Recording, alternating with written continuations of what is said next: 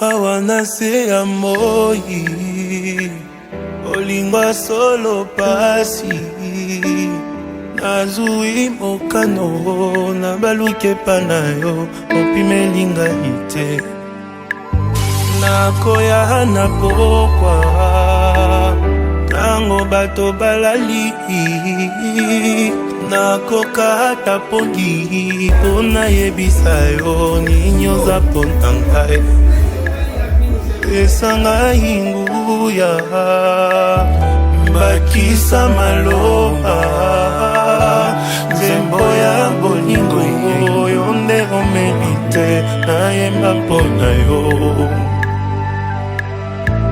fidele ya tango nyonso fidele na maloba na yo fidele na bilaka papa kaka ndengo lobi ndenge kosalema fidele ya butu na moi fidele na baprincipe na yo fidele na amitié papa ozali moya tongo tala ndenge ezobima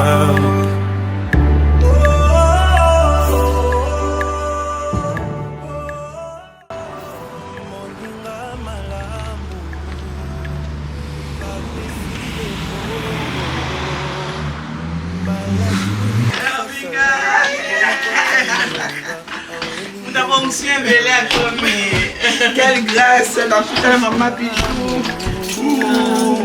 Ayebiko batela eloko nyonso yanga boyimba bebisango yanga eza pe yaye moninga malamu soki nasali mbeba akobosana te mondamba bolamu nanga apesinga seconde chance moninga malamu soki nasali mbeba abendinga matoi tokomi na miso bato alobi bolamu na ngai moninga malamu itumbetelemaki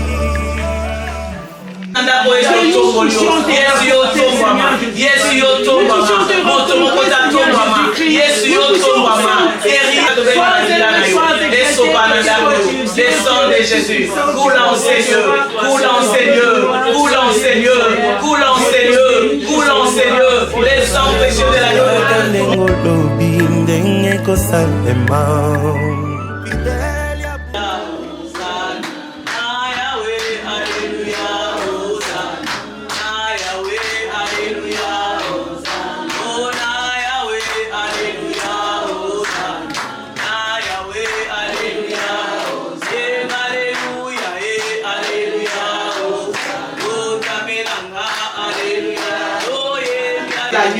et de la parole de leur témoignage. Ils l'ont vaincu en les angaï na yo. Dolongi monguna na nzela makila na Yesu. Na tango to bano tiser makila na Yesu comme arme. Ne konaka to ya to ko lukanza to tiki bandaku to tiki bana to tiki mibali. L'ennemi n'est pas content. Tango nyonso bana nzemba sanganaka. Monguna pa lukaka ndenge ya ko perturber bango. To mona ki histoire ya Job. Job azaki na vie na ye malamu tout était bien. Mais l'ennemi qui est jaloux, on qui est sengwa Job, avec pour solana Nzambe, avec pour funda Job et pas Nzambe. Mais vous savez ce qui s'est passé dans la vie à Job. Tango azaki kotoyo, ba ne kuna baptiste zaki kosala na bango. Tango azaki kotoyo, biloko ne kuna zaki kobeba. L'ennemi ndi zaki kosala makambo wana nyonso. Mais ngai na lelo to yebi que l'ennemi n'est pas content tango ba Nzambe asangana. Ma ile gaga. Glory le sang de Jésus-Christ. Laisse que le sang de Jésus-Christ prier. Ici la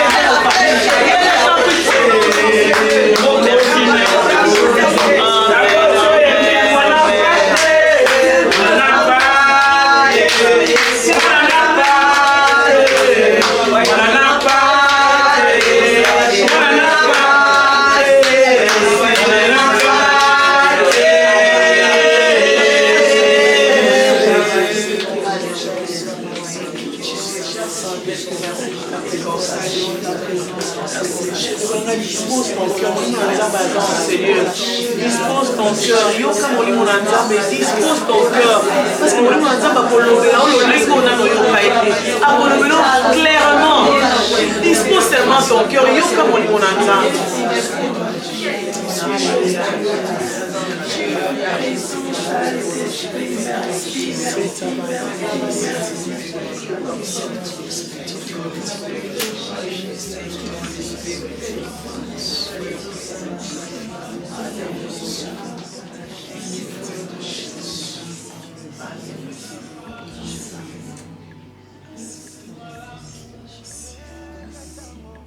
Obeteli Yesu maboko.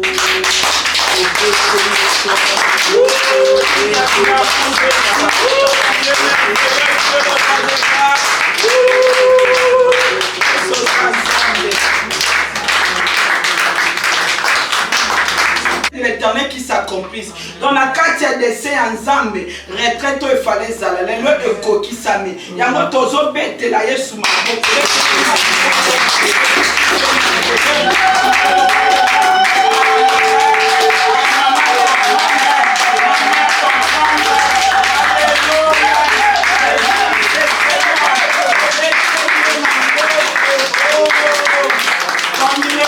agréable pour nos frères et sœurs de demeurer ensemble. Et c'est mon anga Isaac mon abino. Santa Pambola bino pour trouver grâce aux yeux de l'Éternel. Et bien na batonné maman bijou alobaki mazala banganda basangani na ba muziki basangani na ba raison sombre ba musupe bazala bandako balali mengai na yo tozu grâce ya kozana présence nzambe na conseil ya nzambe parce que nzambe nga communiquer biso quelque chose. Nzambe nga sala eloko sika na vie na biso. Et me komesana na mikolo te komesana na nzambe te. Alléluia. Komesana na mikolo te. La Bible dit à chaque jour suffit sa peine. Mokona mokolo eza unique et spécial. Na lo lenge nzambe asa komi monisa la vie na yo. Kotia kanzambe na boss te na structure te. Parce que nzambe est insondable. Nzambe est grand et sa grandeur est insondable. Albi ba penser na isa contraire na oya biso ba voix na pesa contraire na oya biso. Tant yo zo lingo ki otia nzambe na structure ke nzambe banda bo pa ki na bo pa suki na bo oza limité. Siko nzambe okiko limité. Donc il faut dire que ça dans le lenge nae et chaque jour est un spécial le lenge nzamba ça comme monisama na le lenge nae. Vous savez via bon nzambe et ça la progressive. Nzamba se révèle à canavi na progressivement et dépendant na yemo kon nzambe le lenge nyalingi ami monisa la vie na biso. Les lois se soit déversé le portion mon ka bon nzambe. Lobi abaki sous moi portion mususu. Lobi okuna baki portion. Ce que ils ont dépendre ndenge yo ozozwela ye. Attitude na yo pas naye so ki omitiki na yo kaka omona ye azobakisa omona ka ozo vimbaka bonzambe zo vimbaka pour na nini nzambe wana azotondisaka yo chaque jour asa ko se révéla kana chaque jour ya bana tango nyonso lamuki tango nyonso oye na kati lesika oyo tango nyonso koloba te ana kenda ja retraite motetete retraite pesa retraite asika mokolo pesa mokola sika buto pesa buto asika non to mona onte banda to boto dans le kola non moni onte nzamba permettre mona c'est que nzambe azana eloko boka moto osala vino alima se révéler na lulinga kuka moto na biso s'il vous plaît na bolingo na nzambe. Alléluia. Na pas molie mingi pona temps opportunité pesina na koloba de sa part. Bible zo bana 2 Pierre je crois chapitre 1er verset 21 c'est poussé par le Saint-Esprit que les hommes ont parlé de la part du Seigneur. Na ye koloba de ma part te na ye kolobela masapo te na ye kobeta lisola vi na te mais na ye koloba de la part du Seigneur. Pesa nanya memela mabota salut na kopesa nanya memela mabota délivrance ce que moi suis na banda komba kuna nanya ngo kende ko retresser azana mokabo ya mwana somona nzambe azobenga biso la niveau maturité tokola to comprendre tous à la conscience na nani o biso tozali pona nini ayeba ko confier biso par responsabilité pona to kesani to kene ko délivrer bato. Alors tant que tu na Abraham fille d'Abraham ce que tu salis fille d'Abraham c'est une identité c'est une appartenance. Donc Nzambe aye ko rappeler na mutu moko identité na yo, aye ko rappeler na mutu moko appartenance na yo. Donc ndemo za a na retraite ya fille d'Abraham, c'est-à-dire que Nzambe pensait la ye pour ça na ye, ezake yo ozala oyeba, ozala conscient, ozala révélation ya identité na yo, ozala pe na révélation ya appartenance na yo. Bien aimé, n'habite so comme tout na kayo ozala nani. Ozala nani? Quelle est ton identité? Ozala nani na vie? Nga ono zo yebisa bino na yeba ka identité na ngai te. Na tika ko yeba identité na ngai te. Tango to botamaka, obotami ba, maman se retrouver pour la famille bon c'est la famille Bentou. On se retrouver ka la famille Bentou. Nga na senga na ya na famille wana te. Na yeba pete na se retrouver pour na bimi na famille Bentou. Ba benga maman ko mwana ya Bentou mo. Zo mona ba meninga identité o mwana ya Bentou. Est-ce que nous sommes les cas benita mwana ba Bentou? Zo mona oyepe na famille, so que famille va bonne la gloire à Dieu. Mais ma famille ningi africaine, c'est ma famille ou ma famille na bondoki. Ba parle na monde Zambie. Si qu'on a quatre familles, on peut écouter la famille à bondoki. Mon goût n'appelle le diable à m'amener sous identité. Peut-être que nous avons nos sirènes les autres. Vous appelez un ndoki le kana butu. Identité non yangwana sorcier.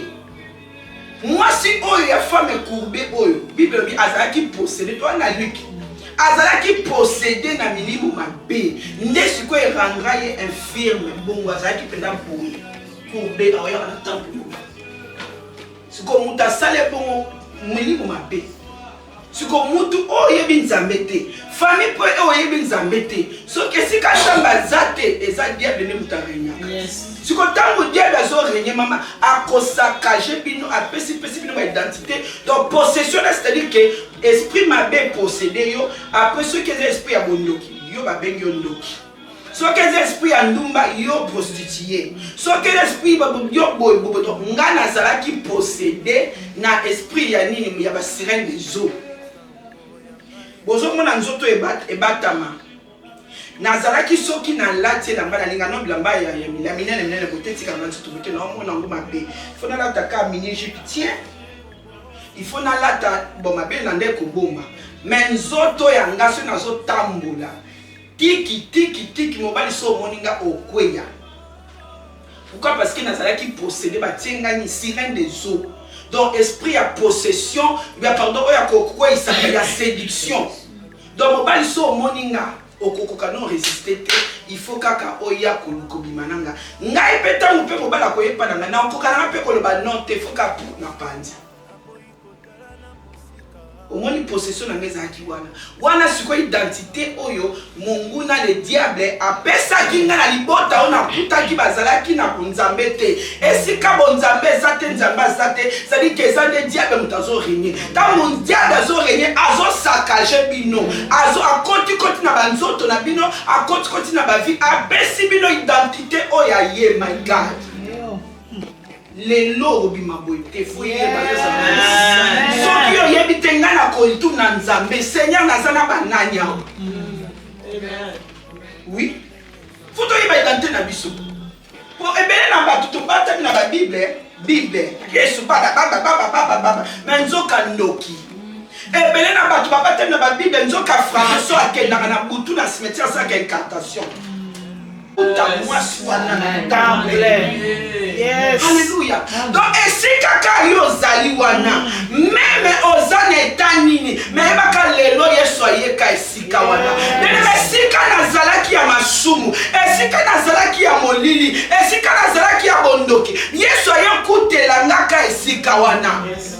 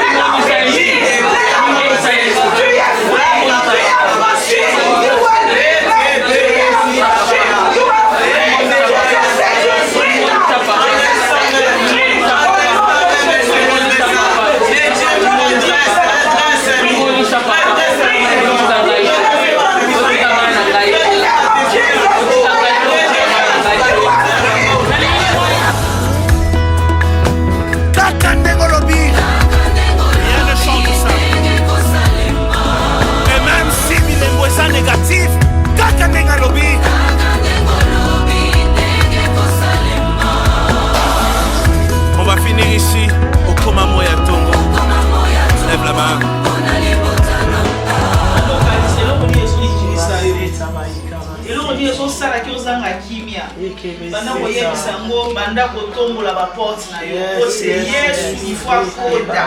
Yesu il faut akota sala entrer na ye na kombo na yo. La lamentation, verset le Barnabas, voici ce que je viens de passer dans mon cœur. Alléluia. Voici ce que je vais repasser. Nakoka ata pongi pona yebisa yo ninyoza pona ngai. Alléluia, amen. Version mingi. Yesu alobi na ba disciple na otika bino bitiki ete.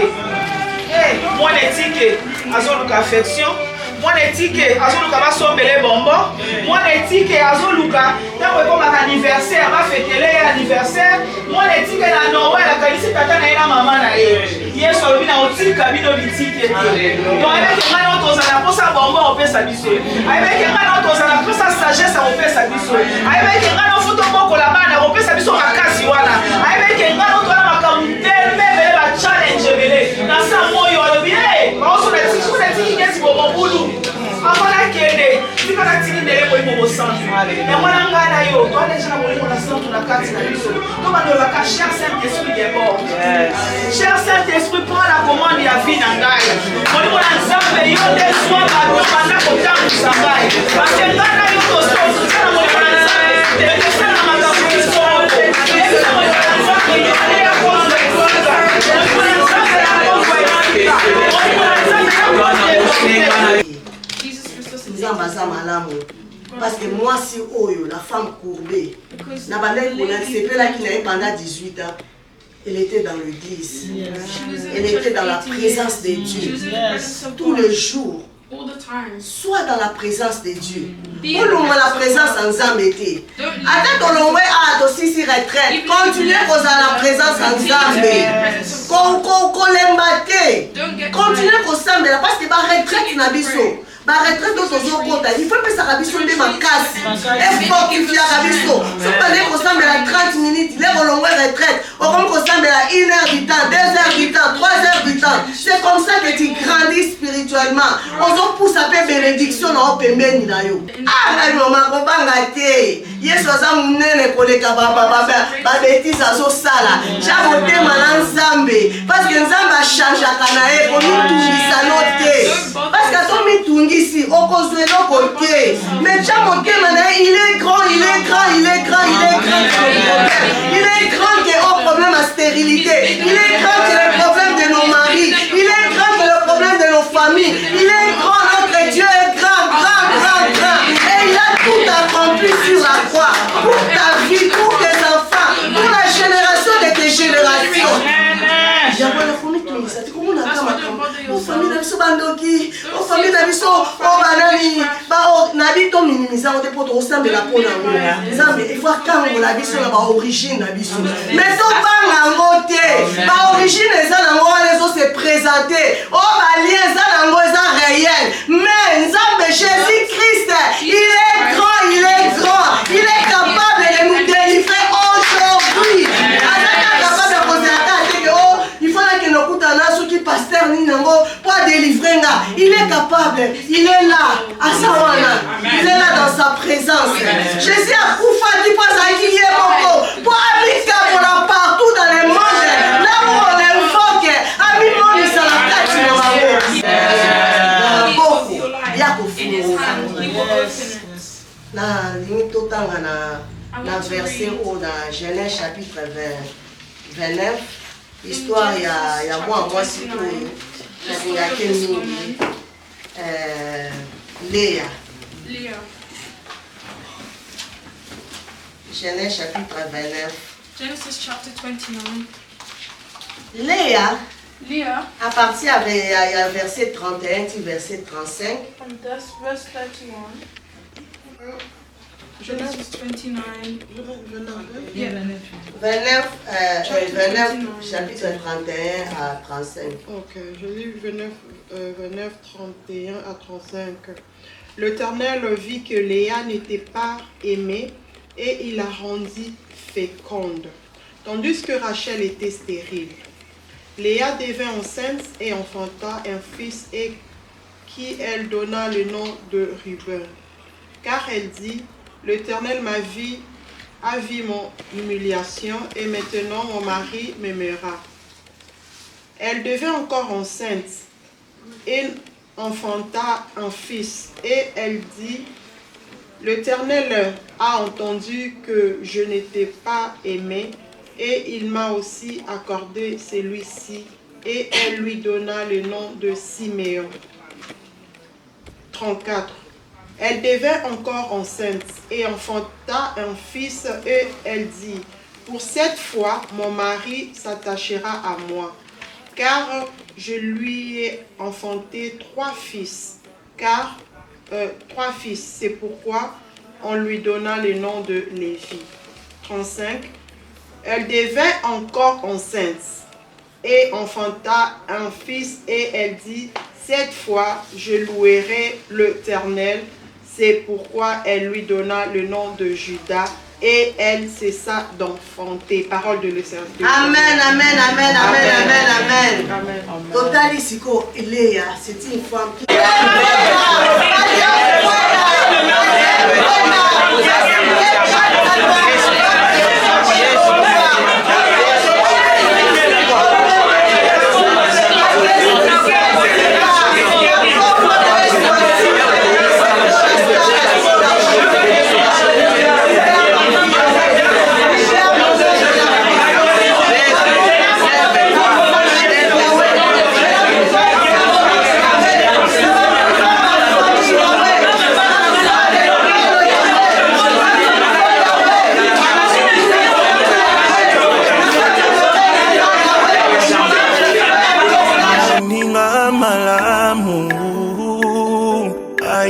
As I also said, the devil is in trouble. And I'm actually going to take that a little bit further as well. This, the Bible, the way God has placed us in the families as women. We cannot underestimate the power of a praying. Be either doing well, or not doing well. Prayer is involved. Yes. Amen. Thank God. Alobi ndenge oye awa yazo ndima kinzambe ndenge ta dirige papa no ko ya awa. Alobi na Bible bisika mibale bisatu basanga na kombo na nzambe azakat na bango. Yangwana alobi ke eza malamu ningi ndenge tuza awa pona yazo mona ki satana azana. Ana trouble. So when you see children doing well or mothers standing in the gap even when things are not going right, it's only a matter of time. And I am so happy that we've come together as a community of praying women to anchor our businesses and lift it before God.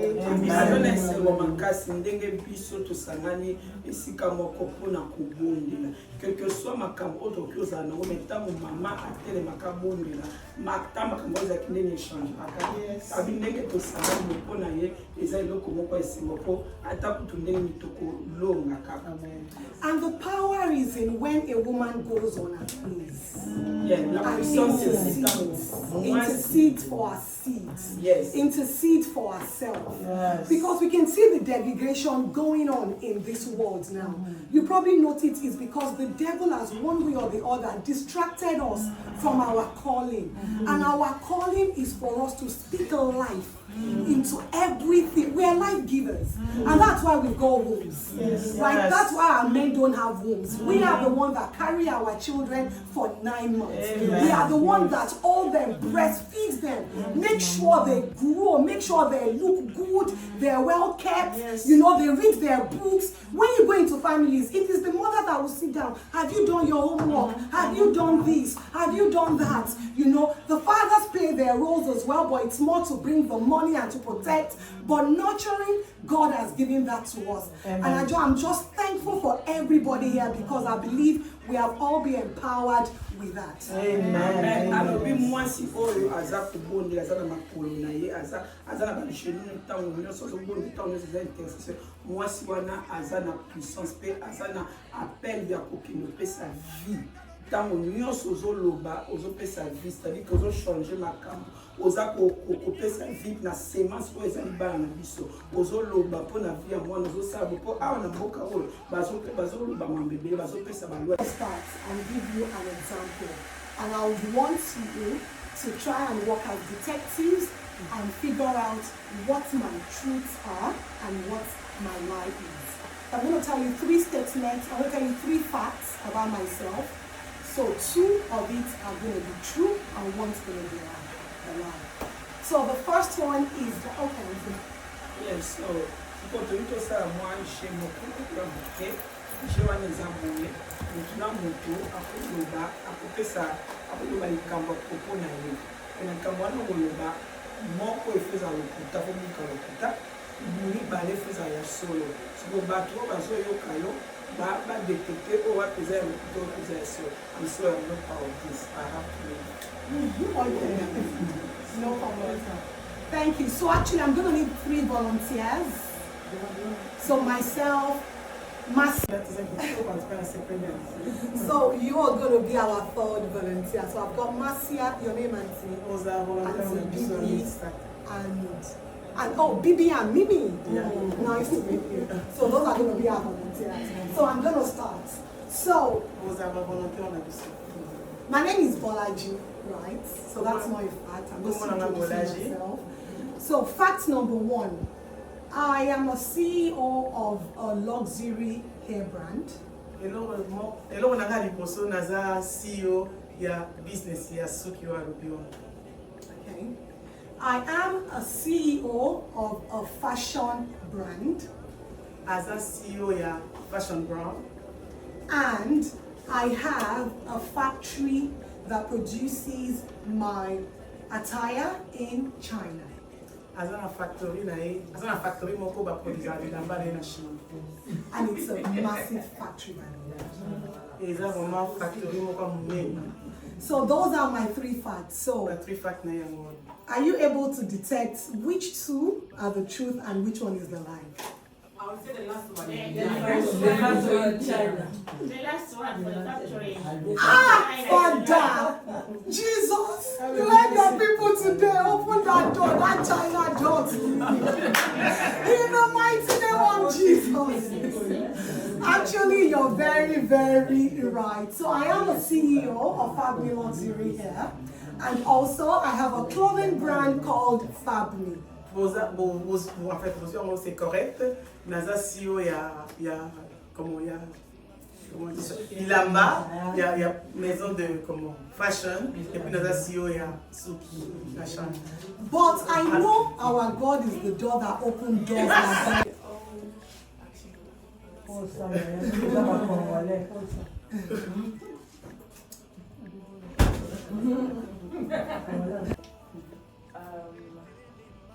I am a choir leader, a choir singing leader, and the last one will be I have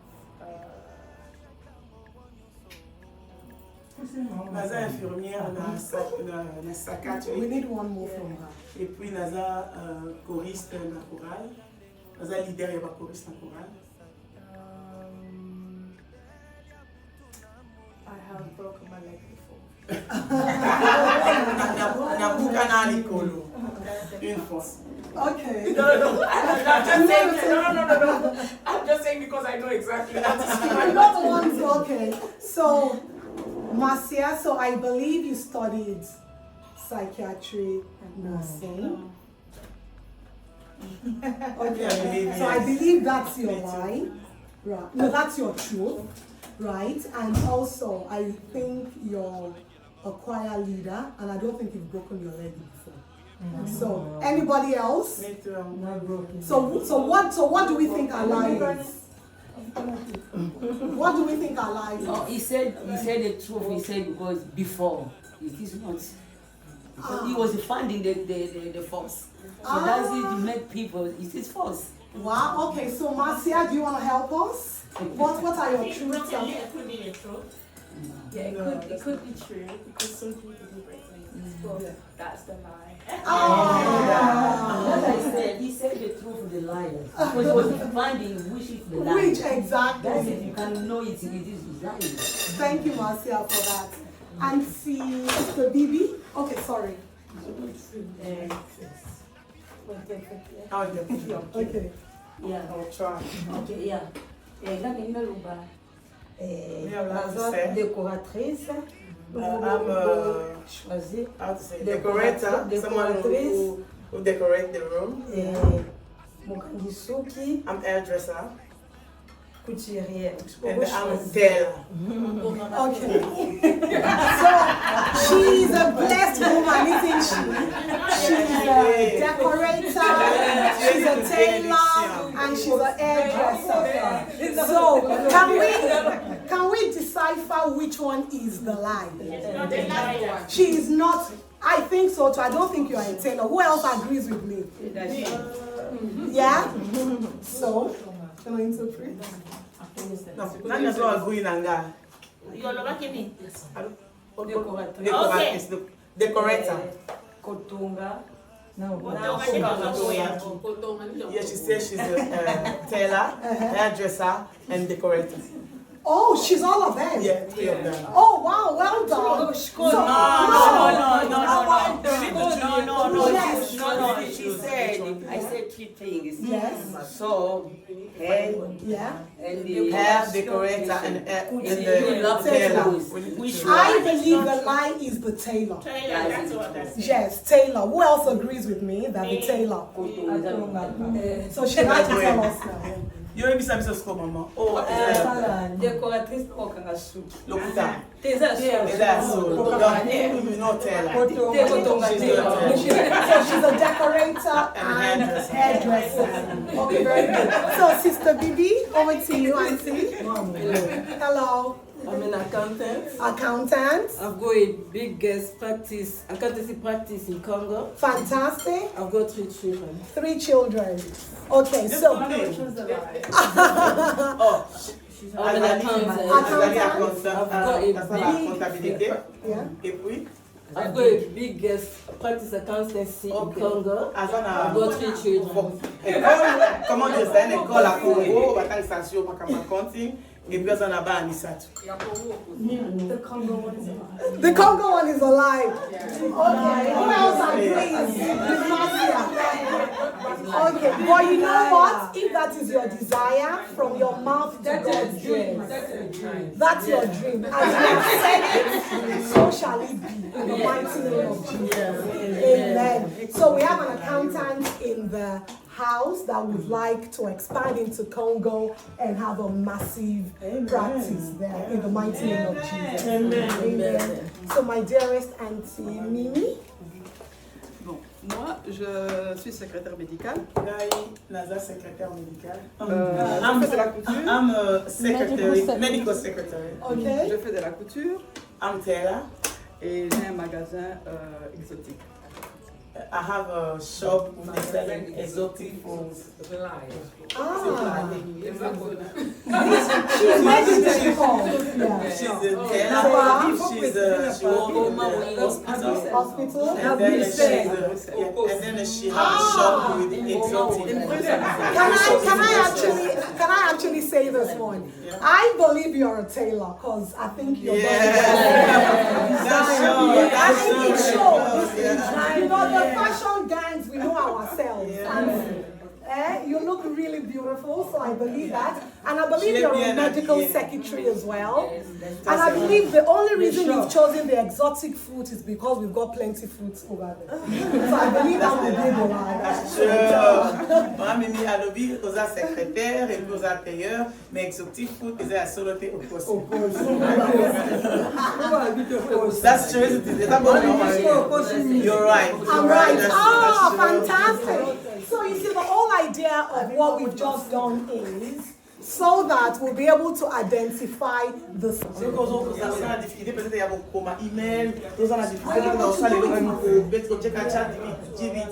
Et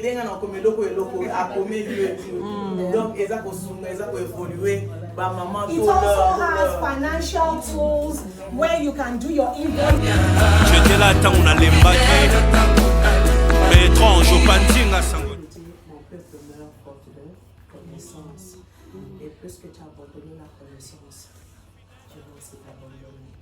Ce qui se passe, c'est quoi?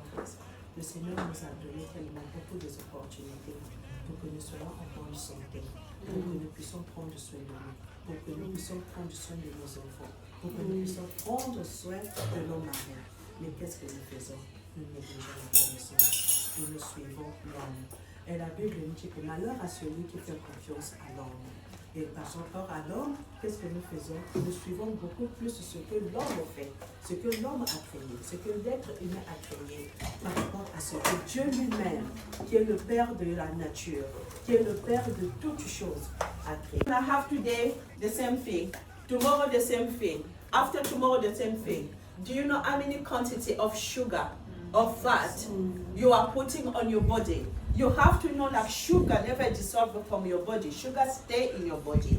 What sugar do? The sugar est lié à quand tu n'as eu. Ils ont lié à eux malem ils ont poisson. Sucre ils ont poisson. Ils ont lié à eux malem. Au moins la majorité y a ma maladie autozo soit ma diabète, ma cancer, ma stroke, biloko nyoso. La majorité nango ils ont muta na sucre. Sucre ils n'ont pas créé maladie mais à sa cause Yamini maladie. Sucre kaka oyo peso koza na diabète okoko pe la même des bombes. Oyo mona mota ko mi kaka kanda stress yo zo mona ke maman azalaka bien te maman aza malade. Mais parfois on ne réalise pas biloko tozolia. Donc biloko o tozolia et les ana eloko moko terme ya business nanga o tosalaka to benga ka ntolobaka if the nature did not make it don't eat it. Yeah. It's another thing that also we always learn. It's a process. It's not something you can stop straight away. But with time to time, you're going to learn. And ça, c'est la médecine. Est-ce que vous connaissez de quoi est composée seulement la pomme? La pomme est remplie de beaucoup de vitamines. La pomme guérit le cancer. Ça évite même le cancer. Car pomme, diabète, problème de cœur. La décoration. C'est une des raisons qui peut éviter plusieurs maladies. C'est une des raisons qui peut vous éviter beaucoup de problèmes de santé. Donc, merci maman. Il faut mélanger en forme à jus ou bien au lit en juste. Au lit la forme est normale. Which one is the best way? Both. But the only thing I'm encouraging Jews, because I hear mostly comparing là-bas Jews. Nous allons encourager les jus de temps en temps, ceux qui ont jus, ils ont soutiré. Nous sommes les ana kachuana ou les jus. Comparer na oyo y a carton, jus pur. Ne fût-ce que 2 ou 3 jours, tout ça là-bas est fort. Appareil, ce que tu checkes à l'économie, tu checkes à 20 livres chaque mois. Au sommet. Et ça, la mon cher. Et bien, il décate. Et ça, cher. Tu as 20 livres chaque fin du mois. 20 livres. Au bout de quelques temps, au combien il y a 80 ceux qui sont. Au sommet, et ça, volonté. Pour moi, si tu décides de faire quelque chose, tu es capable de le faire. Donc, on a des apôtres à jus, yeah? On va essayer encore de faire. Non, it's too much. It's too much. Maki, aboyi kotala na musika, bundi nanga elongo, kolingo elonga kakaka.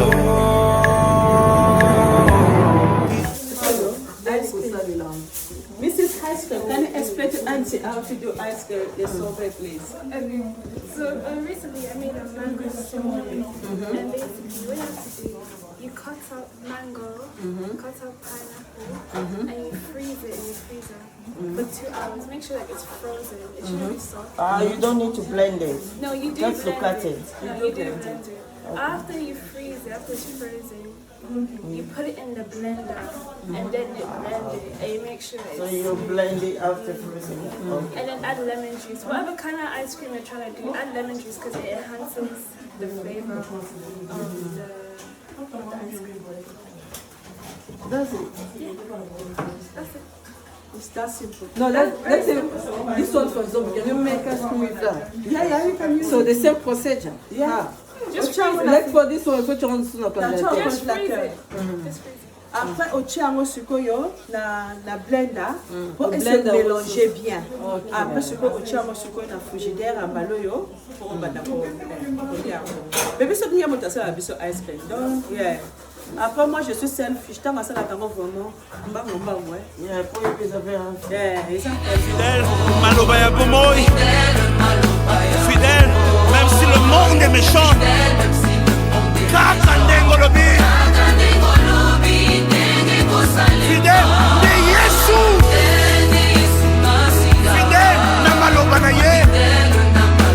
Il est fidèle na bilaka na ye. Kaka ndenga lobi.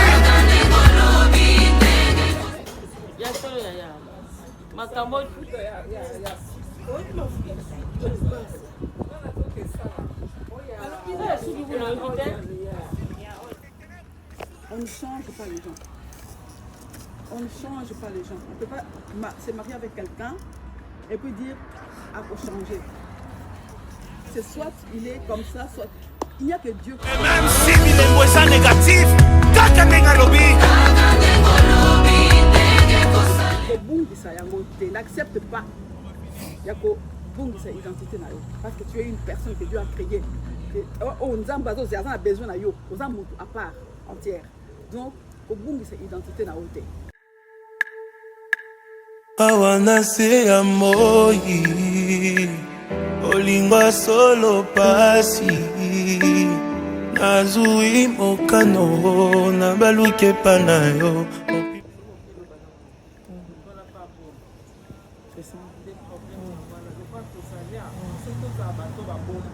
Non, la simplicité. Ça, je parle d'un côté, mais je vais parler aussi de l'autre côté. En tant qu'enfant de Dieu, tout ça n'a pas de problème. D'ailleurs, que ça n'aille au Kanye comme au final, la vue en haut. Bakisa maloba Zembo ya bolingo yo nde omerite nayemba mpona yo.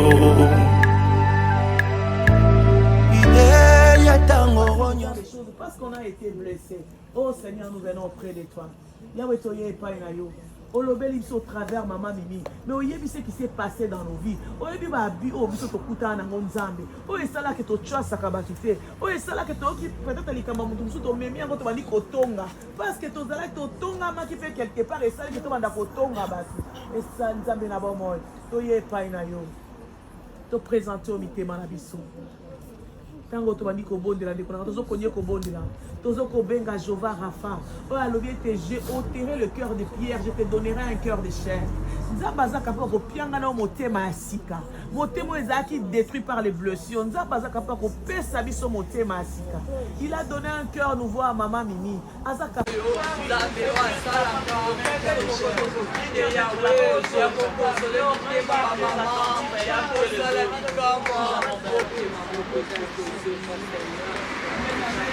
koyiba bebisango yanga eza pe ya ye moninga malamu soki nasali mbeba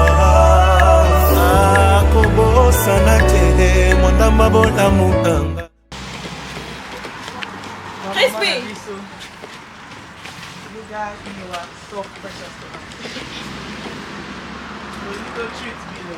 Par rapport à ma maman, Mimi a l'obia wa. Des fois, we bless ourselves. Des fois, we don't give ourselves time to enjoy. Des fois, tu vas bloquer Mickey parce que we give ourselves for the other, for our family, for our husband, for many people. Then I retraite to treat you. We have the spiritual, we have the knowledge. Now we want to do the self-care. Self-care, yeah. Donc, tout ça, on a masque, tout ça, on a tona. Tout ça, on a faisait un bateau, notre un masque de gage. Donc, because, you know, Mama, this was a special. Nice.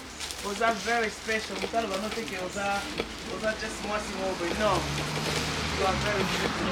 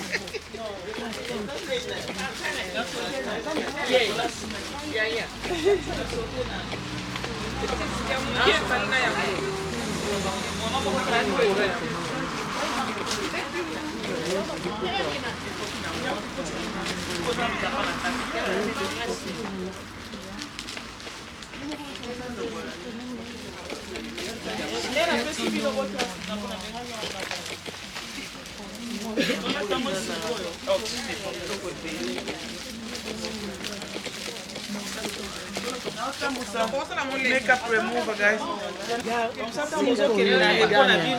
Makeup remover. You want a toner? You want toner? You want makeup remover? Ou relaxer na yo, hein? Ma bibi. Ah, ok. Je masque na yo, mikangeli miso ti vente. Tete. Relaxation. Tona kupendeza pia. This one is come back clean. Ah, na hipster aqui. Na yo can advise. Mama toki malamba o misala matakita. Chuta sa. Why not? Uya bakisa maloba nzembo ya bolingo oyo nde omerite nayemba mpona yo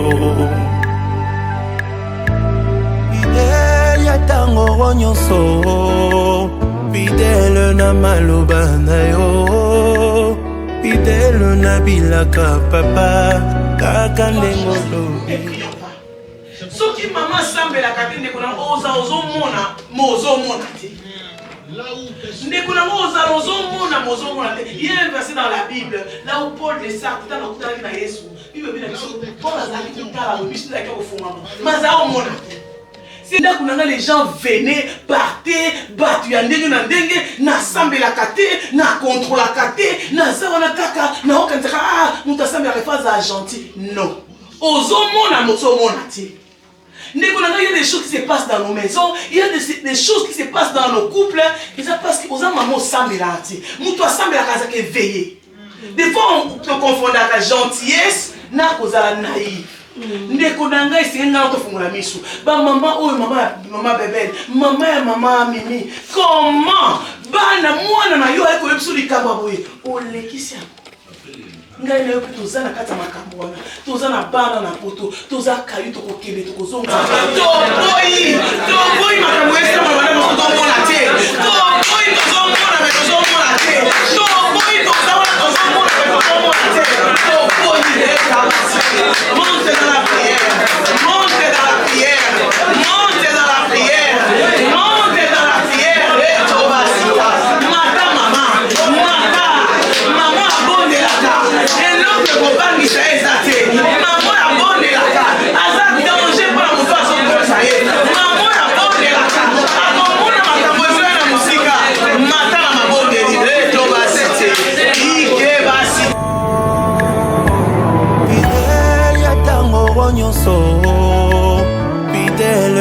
maloba na yo fidèle nabilaka papa kaka ndenge olobi ndenge kosalema fidèle ya butu na moi fidèle na baprincipe na yo fidèle na amitié papa ozali moya tongo tala ndenge ezobima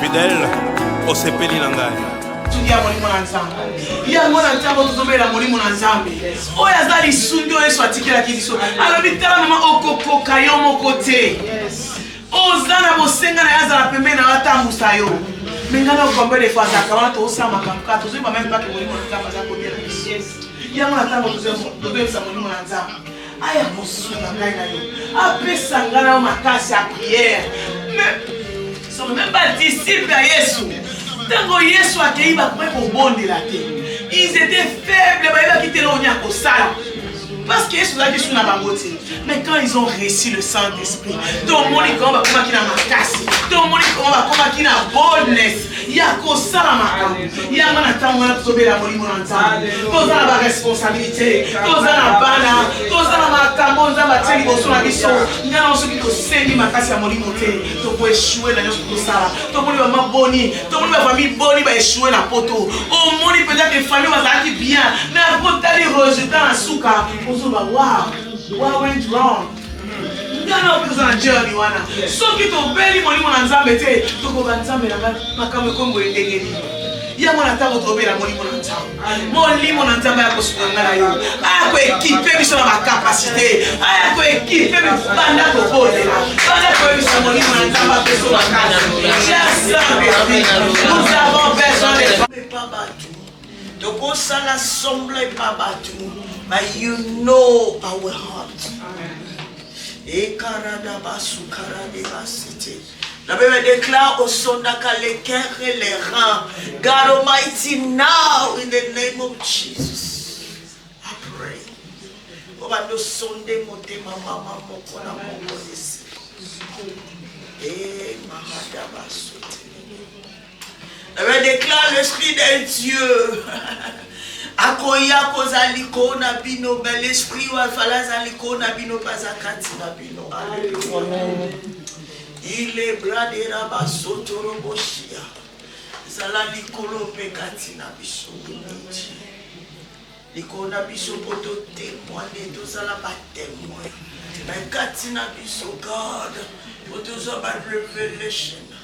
Ou bien un peuple qui marche sans révélation, c'est un peuple qui marche sans frère. Et Radaba Satorobo Shaya. Et Mahadaba Sunde, Riabara des Anges. Holy Spirit, Akita maintenant. Your matter. Ministre to us. C'est la notre prière. Au nom de Jésus. Les tourbons de Pétolobi, merci Seigneur Jésus, bénis ma boca.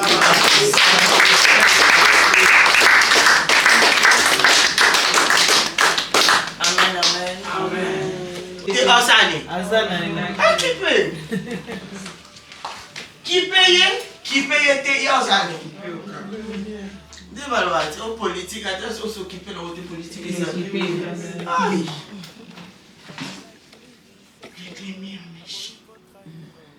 L'ennemi ne t'aime pas. Il ne m'aime pas. Il ne t'aime pas. Il m'aime. Oh. Alléluia. Nalingi na butwa lelo na retraite honnête aussi ça. Que Yesu amona yo. Alléluia. Balobi Yesu amoni a stoppé everything. Yes. Why? Because moi je suis qui précieuse. Amen. Batu bakoka komone loko pamba. Déjà on dit que tous on a ba ezaka ka Congo te ezaka mukili. Yes. When oza na handicap moko boy, infirmité moko boy, batu ba mone loko te. Yes. Ba mone doza sans valeur, oza Yesu na clean amour. Mutu mwana aza soki na. Ba mone sans valeur. Maintenant yebiso you are precious. Hallelujah. Oza très précieuse. Ne te déconsidère même pas. Pour ceux qui pensent qui précieux, na misu ya Yesu, akoka kokata enseignement. Yes. Akati obanda kosala. Akati obanda ko intéresser batwana nyoso ba docteur de la loi, ba pharisiens, all those people, ba manda ko listen na akati alinga s'occuper na mutu moko. Oh hallelujah. Kana yeso tokoza na food, tokoza lebele, mais nzamba ko s'occuper na biso moko na moko. Hallelujah. Ayebinga nako ayaka bebe terama. Amona yo ayebi yo. Kokipete wezo salama. Servante ya Sarai. Yeah, before akoma Sarah. Avec servante ya Sarai, oyo yemoko Sarah. Hein? Na couverture na yasani. Acede mobile, c'est un mobile. Acede mobile. Pour na ba couti na ergoneza que ce qu'on na ba servante, ce qui aboti na mobile non. To servante, to serviteur no aboti na ndako no, bana na bazon de yo. Pour baza esclave non. Esclave baza non. Esclave baza de enfin là bien, bien. Baba donc considère esclave là qui monte beauté, azon like property na yo. Donc, when you are bought in a mobile, you are bought in a ndakuno d'office. Moi, nanazana. Azaya yo. Yemoko volontairement, après si aga mobile inaye. Mais when aga a cause wa zemi, abo yika ba complication, ako bengane. So aga aza égyptienne. Azaki fille d'Abraham. Alléluia. Azaki fille d'Abraham. Mais il fait que Abraham vanda et pas Abraham. Il a compris que Abraham est à la Cananani. Nzambe, alléluia. Faut bima pour ça makamsu. N'importe la bataille que loco. De façon que dès que nazo bima nazo ni atala zobe na nazo kufa. Ndaba bandola isanga. Na oyo soluka. Na oyo qui n'importe. Ou est qui important. Je me suis réparti. Na la vie non jamais. Soit lokumu. Sala na façon. Bien aimé oyebite. Biloko nino lia. Eko kako bomayo. Biloko nino lia. Eko kope sofoli. Naku nino nyata. Eko kope sa destinée na yo. Mais à cause de l'amour de Dieu, à cause de la compassion de Dieu, osa awa, obala, obota, à cause, bien aimé tombola mongomo. Bano leve zamo. Bano tombola.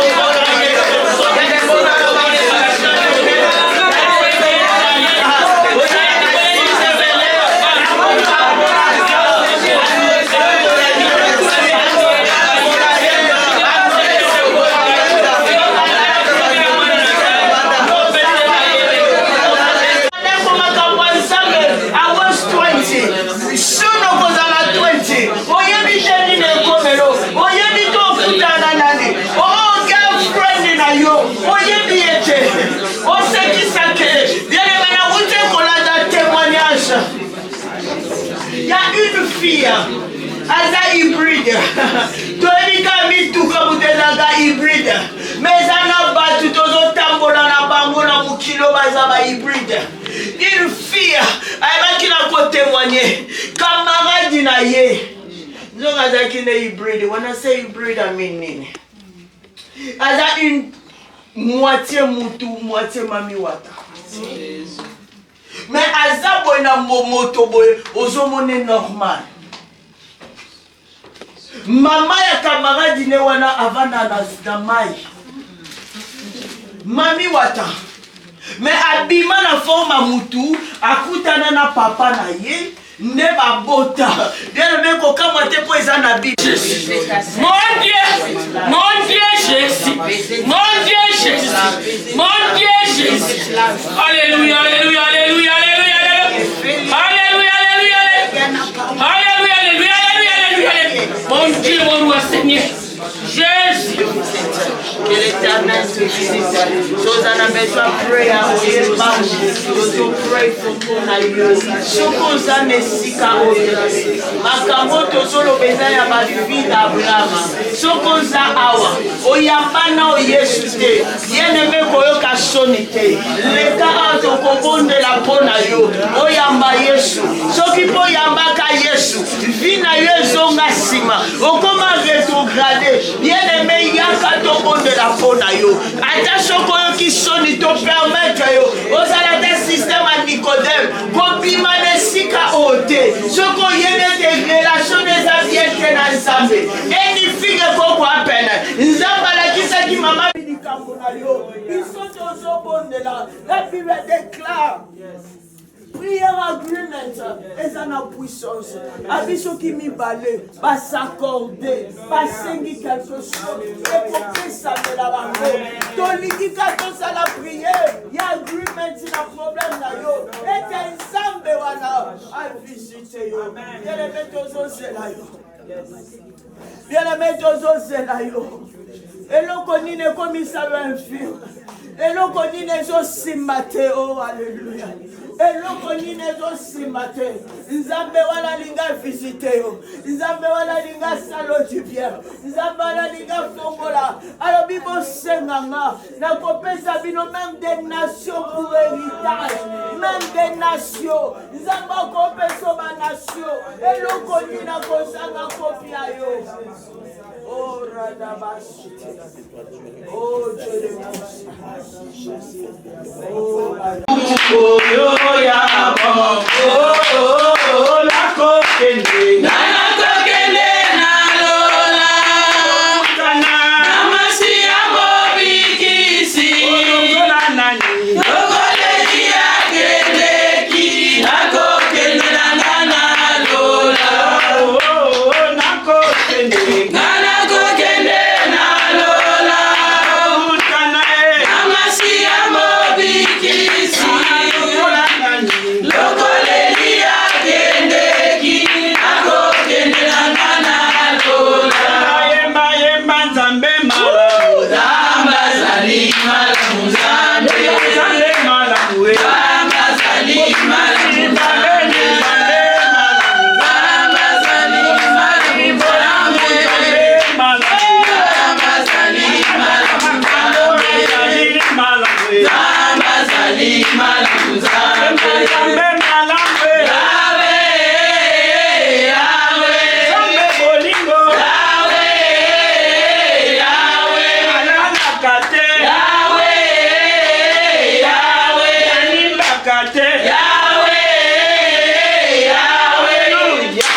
Zamba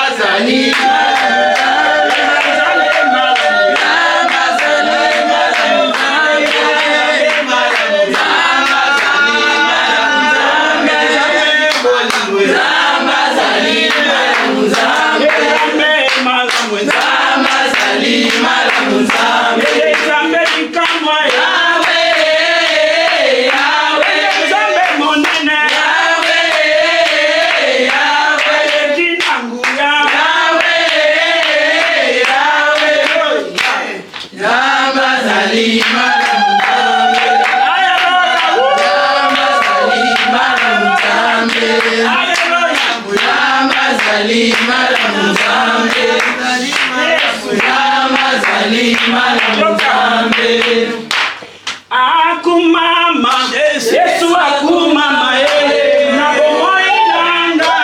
Akumama, akumama, Yesu akumama, na bomoi nanga. Akumama, azwalo kumu, azwalo kumu, azwalo kumu, azwalo kumu, Yesu azwalo kumu.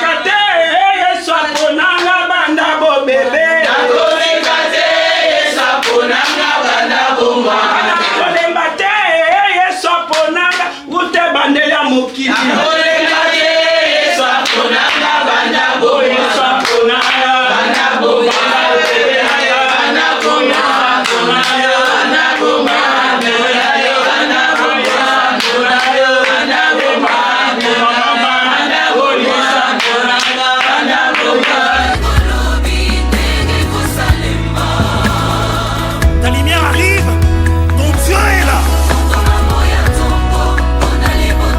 Je vois un peuple assis longtemps dans les ténèbres et soudain le soleil se lève.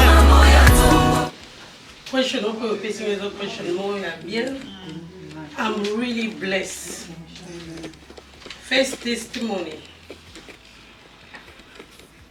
Dans samedi pour la libota en tout cas na samedi la banda mois de janvier. Na baron yo sur la prière na année oyo nyuso zaki ya kufa na libota na ngai. O nyuso moyinya yiba bane o nyuso eleki. Ezonga ne. Amen. Na ese nzambe 2026 2025. Donc mi colonioso ezala la prière na ngai. Et tout côté retraite, l'objet de Vandi, moi, on a souka Benga. Voilà, qui est à 12 ans. À Benga Zolé. Donc, il y a l'église à Nyos, il y a l'église à vendredi, tu continues à recueillir. Tu vas nous sommes à la Mali. Mali, on te met même sur l'église. Maki. On peut la combo qui m'a. Bon. Tokenda chaque vendredi va y aller à l'église. Là, biso to yawa. Avant que tu aies un ticket, on a 19 ans déjà à l'église. C'était à les temps de la fin. Oui, quand on est commenté. Mais moi, je suis bien zolé là. Abi mami, baté qui lobby les temps de la fin. Na sali repentance. Na zo samela banda 1 hour. Mais na zo mona manifestation of Holy Spirit. Te what can I do? Gabi, you need to keep praying. It's not in one day. Ekeya. You keep praying because you repent. You know your sin, you repent. Kozonge na suma sumute. Esala ngai esengo. Ngai bise na abine gozolela. Si ko comprendre masumu na. Amen. On comprend que nous sommes masumu. So moi na 12 ans, on comprend le bon. Na obi ezaza. Tenatunie is the first time apostle preach about the end of the day. No. It's not the first time because we are here. Yes. We are praying. And I can understand the Holy Spirit touch you as well. So our prayer is going around the family. Donc, yangwana na mungu manza mazosala. Na mwana chamba kuna now senti presence of Holy Spirit. Holy Spirit as a key presence the basic.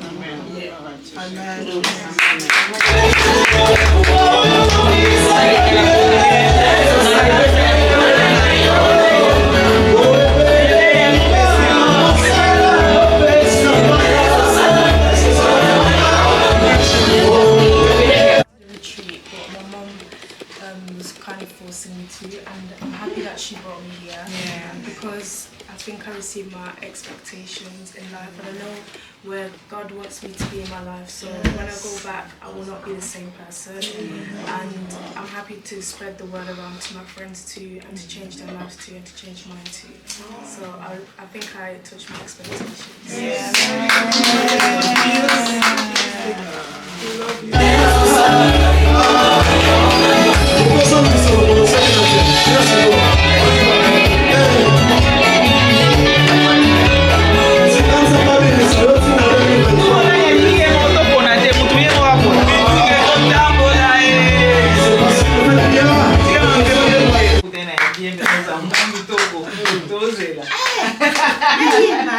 okoyemba tiko mokoyo fokumisa nzambe par rapport eloko moko asali na retraite kitabu toyo soki okoka koyemba oyembi toyembi na yo olobi na monako nayemba sogente ndenge pesa alobi banda février okanisa tozalisika moko banda février nakoma na dayini na ngai basouffrance nyonso ya vie mpo na famille na ngai ezala end na 2025 nde yango nasaka na priere na ngai chaque fois chaque jour butu moyo elelaka mpo na requête wana nyonso libota na ngai bana na ngai libota nyonso nalobaki mbula oyo ezala suka nango nalobaki na nzambe soki mbula oyo otie fin nango te seke ngai mpe fin na ngai yango donc nakocontinue vite nalobaki bongo au nom de Jésus continue vite na bongo the song of praise nzambe asali nini nzambe asali ya minene vraiment naza mutu moko nazalaki mutu esengo chaque fois bato ndenge bayembela ngai ke nasekaka mingi na bandosela mais sikoyo soki nazokomitala bandaka na neti suri na ngai nyonso ebunga mais banda nayaki awa nazomona te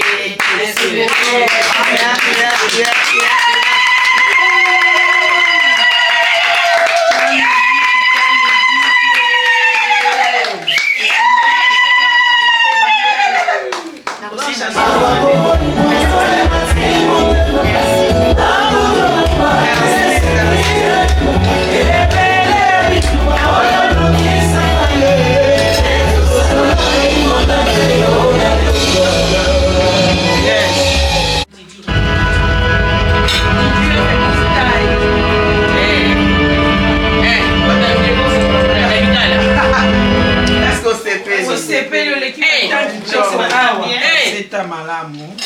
Yes.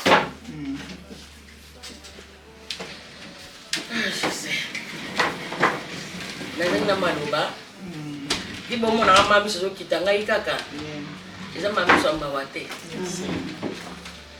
Na mo nazanga na sengo nyonso. Zana mawa nyonso. Mena luka ke sengo ile kamingi. Amen.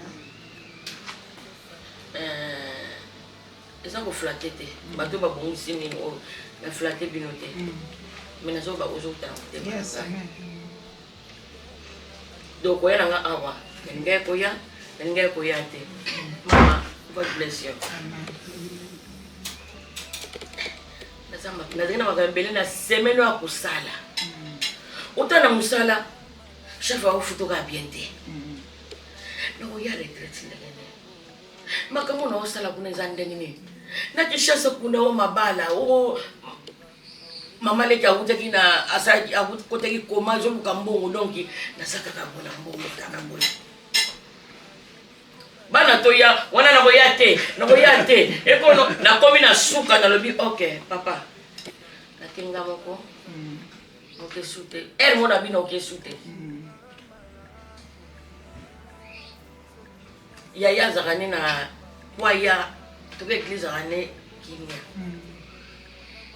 na dene mbita na bino okene sile mo kabite mami toke amen dango toye kokota na ngawa na zaide pongai ndenge mama na yebisaki yo diable atelemela ngami po ebi o eza kati na nga so nazo kote sika ata na église sister ebi so na kote na sika so ke sika bana cette esprit ana esonanga déjà mais diable siko azo bunisa na vie de prière nanga mais toujours ko bakaka mais en tout cas ndena lobaki papa mama lobi na libanda so na rataki nini oyo nasi nzamba ningo sepela te o na yoki o na zui donc eloko na poni donc naza api amen donc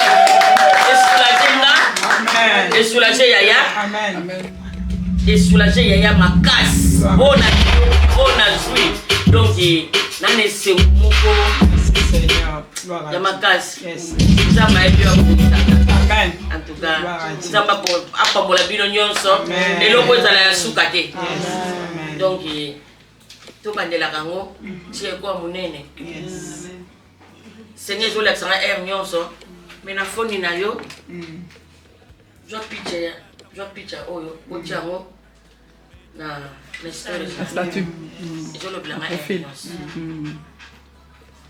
yo na zo banzambe onga na moni awa onga na zui awa na ebi tout va bien amen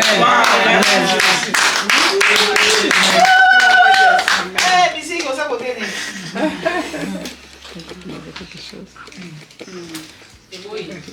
il est déjà bien.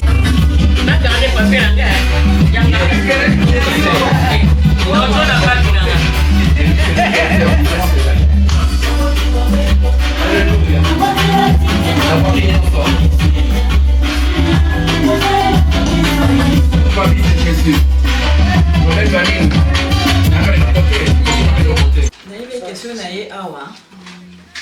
donc normalement que le Seigneur a l'ingrat dans awa parce que dans une invitation petit nord sud est ouest comment même invitation zo donc nous avons béni nazara n'avait question na ye awa n'avait que abomelinge loko mo amen n'avait que expectation na nganyoso na receive amour ya on a yeba ki que na ko bi ma champion on a loba ki fona champion alléluia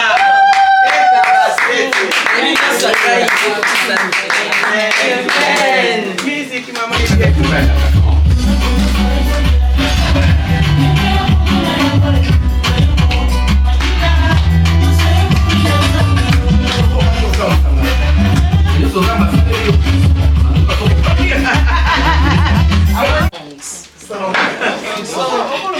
If I have a song today, it's a song of praise. Hallelujah. Yes. It's nothing but a song of praise. Yes.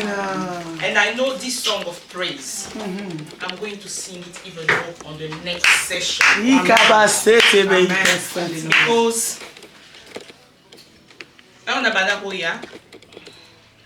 at first I didn't want to come. I just didn't want to come. Ma grande sœur a tenu l'invitation. Elle a été signalée, elle a dit, pardon, because she's very pushy. So I tell you, il faut y a ça pardon, tu as un problème dans la mousse. Eh, mais yo qui il faut y a même si ça pardon, kata, so ça le rôle battre kata téléphone. But then after, I was going through a situation. and things were not moving. One day I just sat, I said, nothing is moving. What do I do? I think right now all I need is the Lord. I just need to go and face the Lord face to face, myself and Him. What do I do? Je l'ai appelé. J'ai dit à ça, is it too late? I'm seeing at that, I'm seeing some booking. So I came. And although I knew the reason why I was coming, my expectation, because sometimes, like I said, on s'habitue des fois. Ok, peut-être à une place de prière, tu te dis, I'm going to receive, je veux recevoir. Ma pauvre Bimi, tu te dis, est-ce que j'ai reçu, est-ce que je vais... Ah, the situation hasn't been, j'ai changé. So, quand je venais, although je savais que j'étais venue, je connaissais la raison pour laquelle j'étais venue, ben, je ne pense pas, my expectation was really que the Lord is going to touch me, or the Lord is going to visit me. So, quand je suis arrivée, il s'est passé quelque chose. Et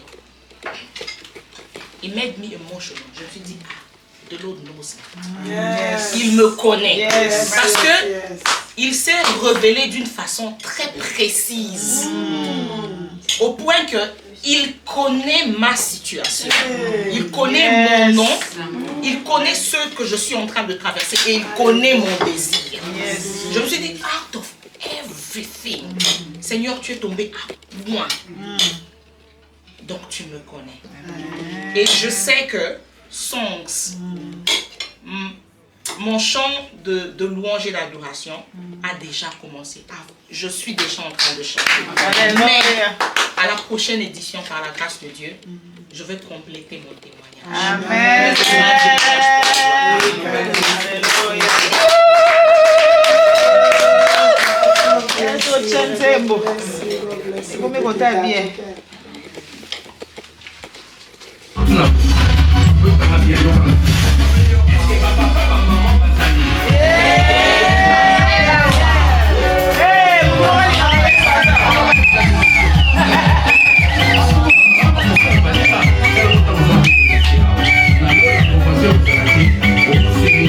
I didn't know what was going on, and my mom was just like, "Oh, on Friday, just pack and stuff." So I had no clue what was gonna be here. Pourquoi ba maman nyonso na lingai na ngoya te mais maman lobi na ngale vendredi kanga biloko chasa But even though I like slept instantly, the other days, these past 2 days, I've really liked, because I really liked like seeing everyone like so like dedicated, everyone just, you know, yeah, all the women together. It was really nice to watch and like participate, even though I felt very tired and I kind of came a bit late, but I really liked seeing it all. And my mum seemed happy to be here as well because she wanted. It was nice to see, and I enjoyed it. What's your name? Abigail.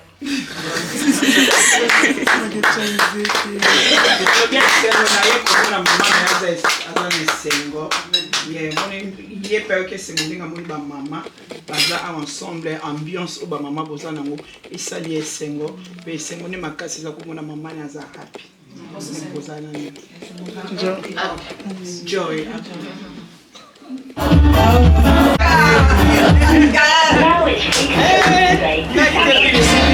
I just wanted to say that God is wonderful. I What's see, your question first? my testimony is basically through my mom. So I've seen how the vision of this event started. So I was there in the beginning. There was many times along the way where we thought it wouldn't happen, or we had a lot of battles getting to here. But I just wanted to thank God for bringing us to this point and for us to be able to finish it and for it to be successful. And I just wanted to thank God for that. Dengue mama naye abandi fille d'Abraham, baron aussi fille d'Abraham, alobi na début ezalaki babato babitumba mais komona ke lelo ekokisami mpe eza successful eza na réussite totale yango le témoignage na ye. Musique maman.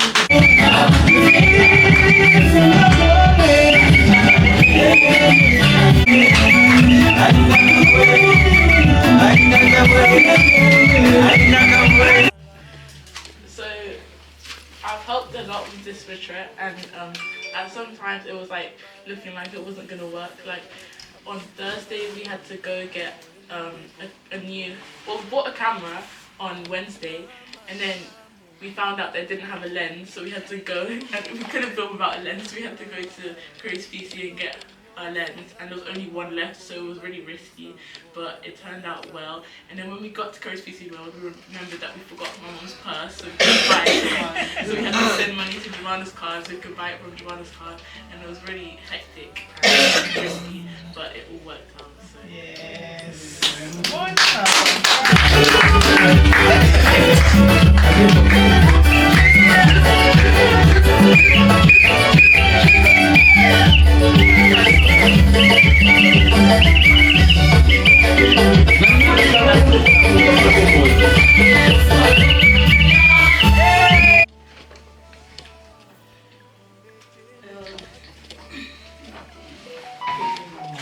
Telemelango penda bien.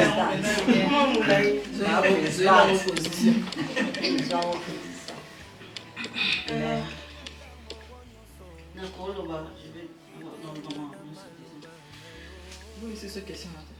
Expectation. Gai nalwe na yati. Dobe na yati biba benginga aisinga na zuba ninga dinga pesi na zo kimino. Chris, il y a sa friend nanga depuis 11 ans. Totanga na mo wamba na kimi. Abenginga aisinga na kimi. Ah, aucune été. Pour aller à la vie. Non, n'a pas raison, aucune été. Na prié. Et on a prié, dans un songe moko. Tokendaki, place à moi, et ça, la clôture, il y a bleu. Il y a un nama bende. Alors, ma piscine a clé. Il y a un dako. Na la mouki, na prié. Et tu sais, je crois, Bibi fallait bouquer déjà, mais na yeb seki no yate a bouquer pour nous. Après dans lobby, son jaune a joué les bien. Puis la clé ya ndao et puis ils na clôture moi bleu ya mabende. Na bifona ki. Na bingi Bibi na yebisi bouquinga. No kende. Na yebisi Chris na zoya. Vous avez insisté qu'il a bien en tout cas, no qui était dans sa raison. Depuis na koyawa na ndenge na prier na bandoyi sa nzambe sur place vraiment bizali fungola mutu moko na komi su matoi amona telka moko ya na kuna nzima kyoza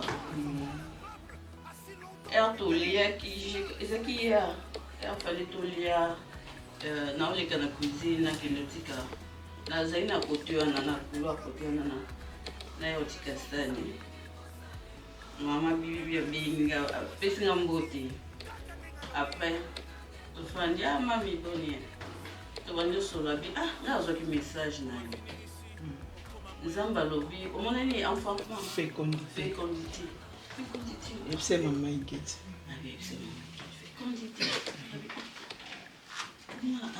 quand c'est notre beauté sous fécondité abino fécondité da am sous ministère am sous fécondité donc na likamobo na biwi là je suis d'accord parce que eza ba message oyo nga moko na zwaka oyo nzambe alobelanga oyo sala oyo osala wana vraiment eza bon nde tosololaki na ye topartageaki après naza vraiment happy et puis na yebisa bibi so toki to eza bien to prier pour na famille et après to yawa ezali na famille mama balema na bivoila eza eloko biso toyelaki donc nasepeli mingi nzambe aza monene azama atia biso matoi monoko parce que ye ayokaka alobaka donc oyo nyonso nga nayebisaki ye asalaki asali donc nasepeli azolokoma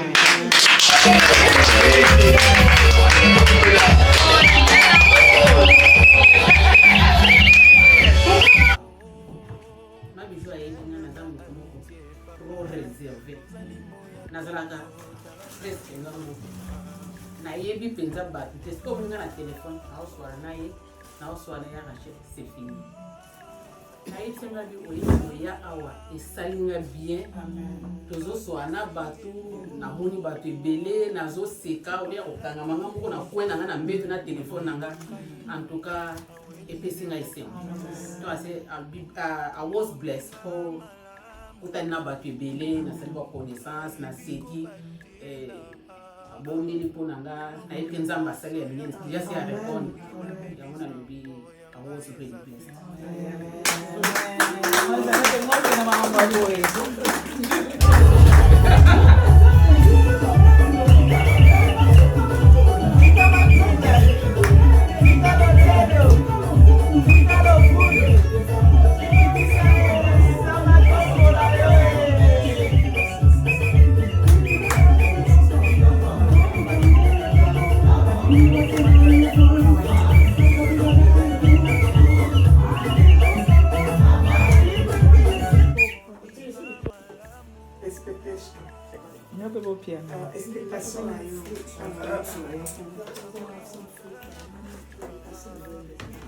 Impression. Impression, yes.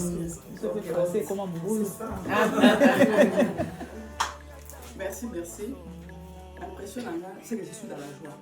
Dans la joie, pourquoi? Parce que quand il faut passer des vacances au tout. La salle, c'est vrai. Mais chez moi, là-bas, par réunion de retraite de maman, ça la ramasse au tout. Parce que les femmes, c'est les femmes. En fait, dans ma tête, moi, je me suis mise que les femmes sont compliquées. Alors, je préfère ce sambe-là. La sambe-là, bateau, mais la salle à quoi n'angaï, ça n'a pas de problème. La comment on salle un peu, les gars, la retraite, c'était pas sauté. Ce qui n'a qu'une retraite, c'est vraiment rare. Quand il y a l'église, il n'a pas participé. Mais la carte église, je l'ai fait même. Et donc, je ne suis pas très motivée toujours à voyager à la bannière. Mais tant qu'il y a besoin de vient quand même pour témoigner au Yoviva. J'ai béni le Seigneur pour ça parce que, un début, il y a quelque chose que Dieu m'avait demandé de faire. Je ne suis pas quelqu'un qui parle comme ça dans sa batterie. Je suis réservée. Pour moi, c'est un début. Je me suis dit, ma fille m'a dit, maman, va. Peut-être que ça va te permettre de un jour parce qu'il y a des choses que Dieu m'a donné, des instructions que Dieu m'a données par rapport à mon histoire. Alors je me suis dit, bon, le fait qu'il n'a pas dit même commis mon pied, il y a un début à quelque chose. Je voulais passe par ici, en venant témoigner, et de là, je vais peut-être parce que c'est un début en fait, c'est le début de quelque chose. Et donc je bénis l'Éternel. À cela que l'on a ça. À cela que l'on a ça. Il est Dieu. Et quand on a bien fait aux années, et convaincre les gars, moi je le vois à tort.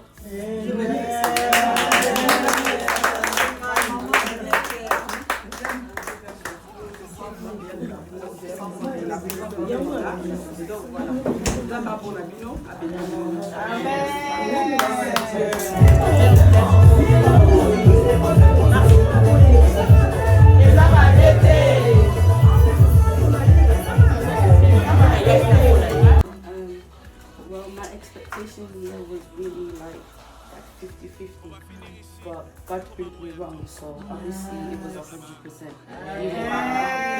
And because of how I was prayed on, I was very like low, so obviously if you could see, I'm really like tired because I had so much going on in my head, but obviously all the aunties that was praying over me, and I felt more stronger knowing that everything was going to be okay in my life, so I felt I felt more positive knowing that they said to me everything's going to be fine and everything's going to be good. And I want to say thank you to Mama Bijou.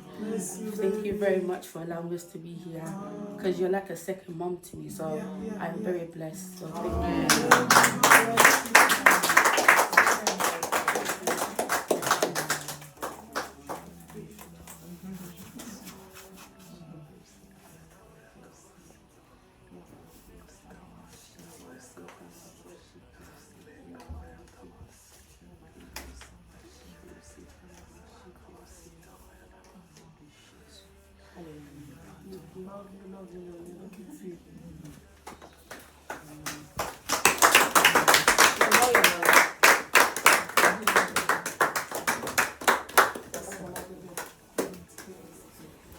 Allumez la porte. Joue à la porte. Atika di mama. Ngana ebsaba, on se peut ma yaka nete. Na sala fait prière te lote mais ba nga. Na dasi kanda pese mukon. Joue à yaka balu ki boy. Mbala mo. Kande nga bo. Aseka on.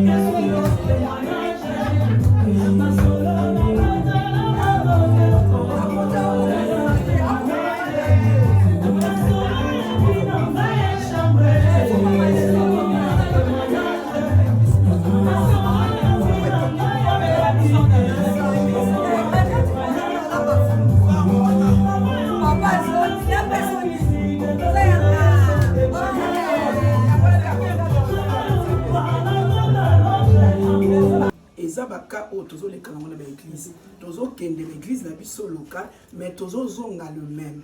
Pourquoi tu comprendre parce que Yesu a quitté. Maintenant où Yesu a yé des situations à moi sont changées. Donc il solo oyo et zo la biso pe situation ba église locale. Donc ba église locale et ça peut quelque part cassé.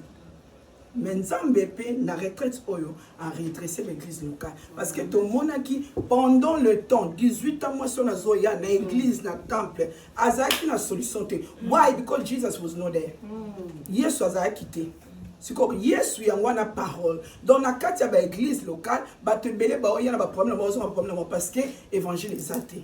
Yesu Masi azate. Donc, qu'on n'est pas ba pharisien, ezaki makambu ya coutume, religion. Bango kuna bazo s'occuper na ama batute, ba salut abatute, ba délivrance abatute, mais bango bazo s'occuper na makambu na bango structure. A topé ça ba appel des fonds, herbe topé ça ba fond, herbe tout ça na ba prière, herbe bazo s'occuper na ba structure, na ba système na bango, na coutume na bango, mais la vie de gens bazo s'occuper na mo vraiment té. Mais tangu Yesu ayaki to monaki ke makambu échangé.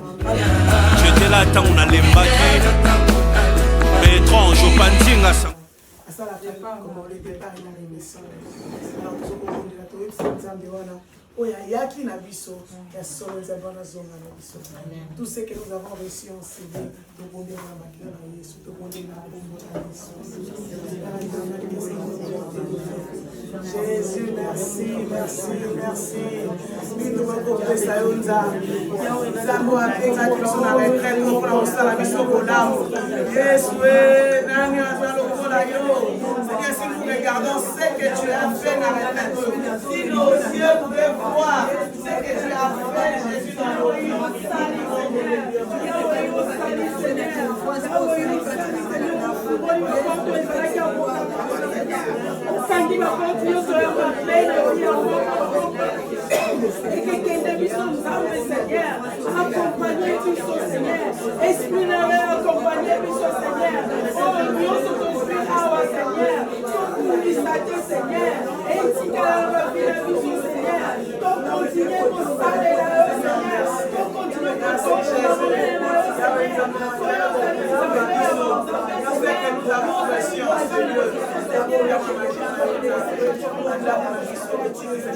Je te remercie parce que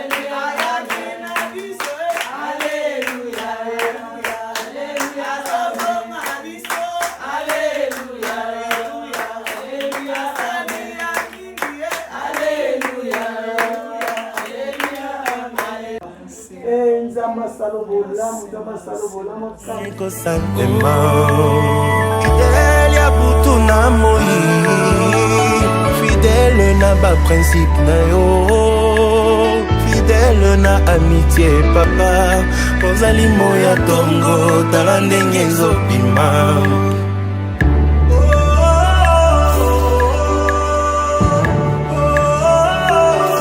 Moninga malamu bapesi embongo balaki richesse aboyi kotrahiranga awelinde bolingo. Moninga malamu ayebi kobatela eloko nyonso yanga boyi babebisango yanga eza pe ya ye. Moninga malamu soki nasali mbeba akobosana te mondamba bolamu nanga apesinga seconde chance. Moninga malamu soki nasali mbeba abendinga matoi tokomi na miso bato alobi bolamu na ngai. Moninga malamu itumbatelemaki aboyi kotala na mosika bundi nanga elongo kolingo elongaka kaka. Fidèle ya tango nyonso, fidèle na maloba na yo, fidèle na bilaka papa kaka ndenge olobi ndenge kosalema. Fidèle ya butu na moi, fidèle na ba principe na yo, fidèle na amitié papa ozali moya tongo tala ndenge ezobima.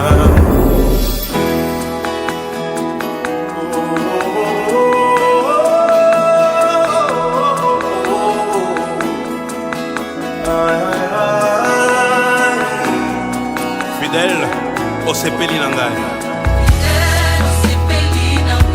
ozolengela nga en plus, oyebi vi na ngai okoma. Fidèle oyebi nga bien, j'étais là ntango nalembaki mais étrange opandinga sango te. Okoma fidèle na meseni na yo,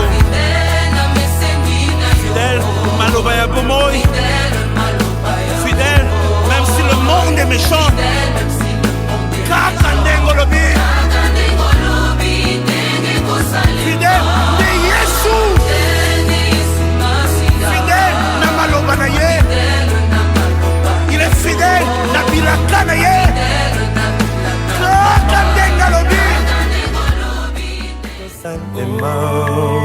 Fidèle ya butu na moi, fidèle na ba principe na yo, fidèle na amitié papa ozali moya tongo tala ndenge ezobima.